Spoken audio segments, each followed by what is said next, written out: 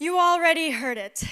My island home, Bali, in Indonesia, the island of gods, also sometimes carries another name. Bali, the island of garbage. Growing up on the island of Bali, it was hard not to see the problem of plastic pollution grow up with you. Whether that's taking your first steps on a deserted beach with little flakes of plastic under your bare feet, or when you learn to plant rice for the very first time and you realize it's on top of plastic. Or how about this one? You go on a first date, a really nice restaurant, a really cute boy, but you order your first drink and bam, a plastic straw. I could go on and tell you the many different ways that plastic comes into our everyday life. Think about your day today, or when was the last time you went to the grocery store? How much plastic do you use? Now, to quote a recent publication by the University of Newcastle in Australia, we ingest a credit card worth of plastic every single week. That is 5 grams of microplastic that we're ingesting every single week. So to bring it back home to Bali in Indonesia, where we are the second largest source of marine plastic pollution, it was everywhere. It's so in your face, there is no escaping it. So at the ages of 10 and 12, my sister and I, Isabel, said enough. We realized that at a young age, we didn't want to wait until we were older to start getting involved, to start taking action. Because why not? So without a business plan, without a strategy, we started an NGO called Bye Bye Plastic Bags. And it's as simple as that. Today, Bye Bye Plastic Bags is in 50 locations all around the world in 29 countries. We have become one of the largest youth-led NGOs in the country of Indonesia. And after 6 years of hard work and massive collaboration, as of last year, Bali officially implemented the ban on plastic bags, straws, and styrofoam. As you can imagine, it took a lot of time, energy, persistence, and commitment. Together with my team, we've spoken to over 65,000 students all around the world. We've been on 375 stages, and every year we attend 150 events just to raise awareness, prove our point that young kids have a message and we want to be heard. But the fact is, it should not have taken us 6 years to ban one single-use item, especially when we know that our government of Indonesia in 2017 at the United Nations Ocean Conference made a goal to reduce 70% of our waste by 2025. That is less than 5 years from now, less than it took to ban one single-use item. So, we know that it's only just beginning. The work is only starting right now. And like all regulations, it's just words on paper if it's not implemented to changing everyday habits. So, the word all hands on deck finally made sense to me. I knew we had to have the public, the private, companies, scientists, young people. This was a movement that needed everyone. But still, the procedures and protocol are, as usual, far too slow. Even at the recent COP25 in Madrid, the excuses that we would hear sometimes at these high-level conferences. We need more time. We need more plans, more research. Oh, we'll go over it in the next meeting. All of this ignores the fact that we already know what we need to know, and we know what we need to do. We have to get out of our comfort zone. We have to act according to the Paris Agreement without any loopholes for government. And for the private sector, dig deep into your pockets, into your budgets, so that you can wake up knowing that you did more than the standard operational procedures. But we were not always taught to think like that. For boomers and Generation X, success is valued with more, and pretty much only measured through materialistic possessions. Think about the linear growth of the industries, capitalism, globalization, and maybe in a different time, in a different world, success did look like that. But for my generation, and the generation that I'm a part of, we stand for more is less. We can no longer continue to exhaust and attack the resources of our planet home. We're at the most important tipping point in human history, and we do not have the luxury of time. As young changemakers, we really embody this. We see this in our everyday work, where we work with all levels of society to change behaviors and mindset. It's an everyday battle to challenge the comfort of the status quo. Now, I'm 19 years old, and if you didn't notice already, I'm very passionate about talking about the environment and speaking up for it. But I couldn't help that something bigger was missing.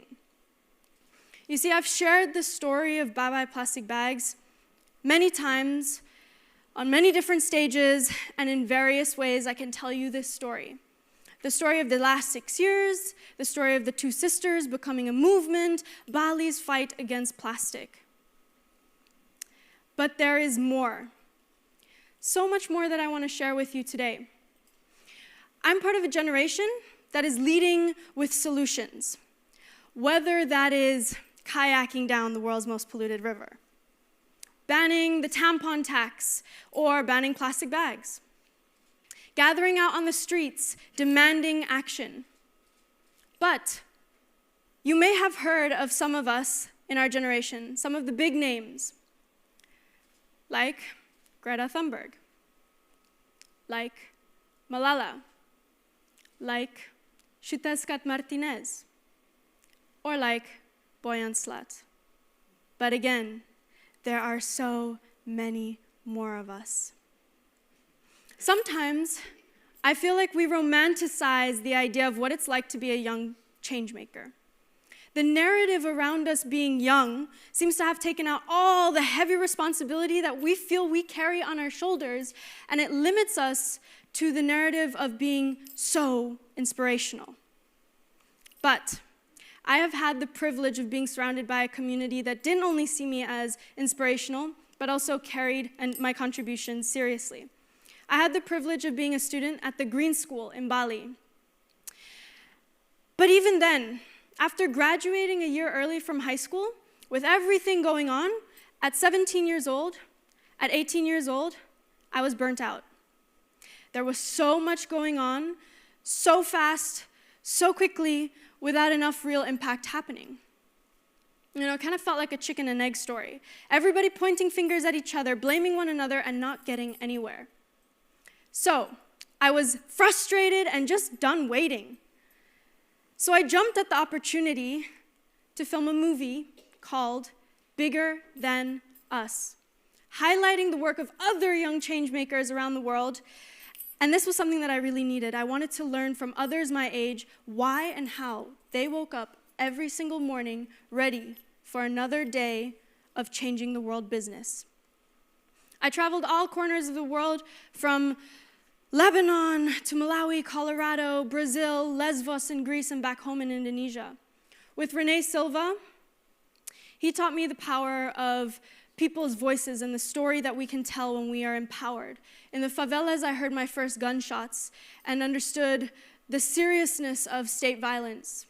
With Mohammed Al-Junde in Lebanon, and with Mary Finn in Lesvos, Greece, I understood two totally different perspectives of the refugee crisis.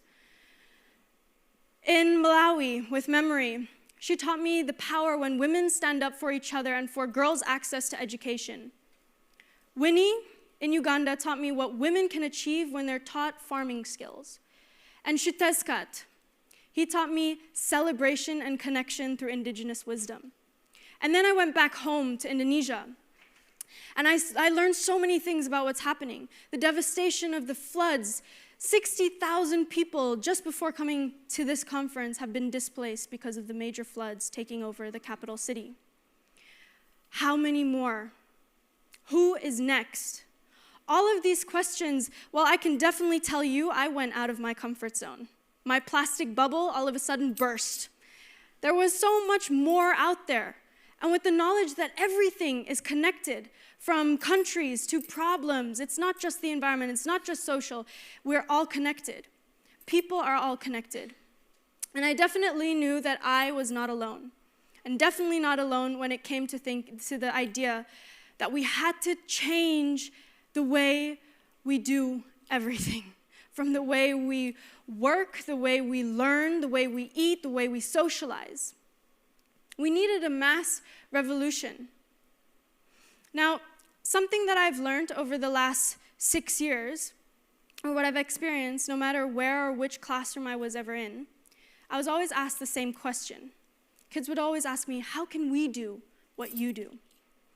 At 12 years old, this was not an easy question to answer. Didn't get any easier at 13 or 14. But sooner, the more I immersed myself in all sorts of classrooms in the school education system, I just learned plain and simply, the education system is outdated. It is not keeping up with the changes in the real world. It is not preparing us for the real issues, urgent issues that are happening in our world. So how can we ever play an important or active role in shaping the world that we live in? We're taught to go in such a linear way and traditional path. We want change. So we know we are onto something, right? The experience with Bigger Than Us, meeting all of these young changemakers who are on the front line, and then the 6 years worth of bioplastic bags, my own experience being a green school student, I knew we were onto something. So, I would like to introduce to you our new project, Youthopia. All of this was the confirmation that a space for young changemakers to really come together, but also learn from each other through a true and honest peer-to-peer program was very much needed. We are hungry to understand how we can get out there on the front lines. What is next after we join a protest gathering out on the streets? How do we impact real change in our own communities? And Youthopia aims to do that through a peer-to-peer education program, where we're currently crafting these lessons with all frontline changemakers and offering it to those young people who are hungry to get that knowledge. It's offering something that the education system currently doesn't offer. I believe that everyone can be a change maker, but where do we start? And Youthopia is that missing answer. You are all here because you care about improving the state of the world. But you're also in here as a mom or a dad, or you probably have some kid that you care about. And so the question really is, what world do you want them growing up in?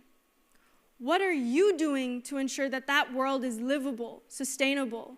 Are you doing enough? Are you listening to their voices? Bye Bye Plastic Bags is the living example that kids can do things. Youthopia is about how we can raise an entire generation of frontline young changemakers. You're never too young to make a difference, and it's not too late to take action. Thank you.